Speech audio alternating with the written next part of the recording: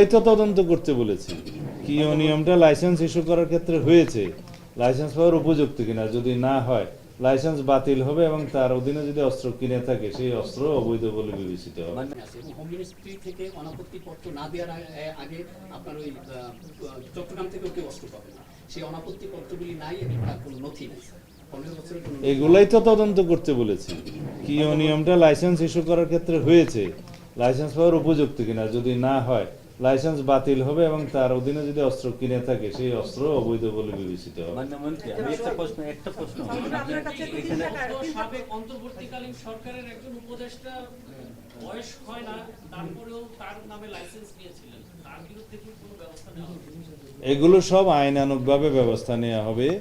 এখন কাকে কোন বিবেচনায় লাইসেন্স দেওয়া হয়েছে সেটা সামাজিক নিরাপত্তা বা সামাজিক অবস্থান এগুলোও বিবেচনায় নিতে হবে।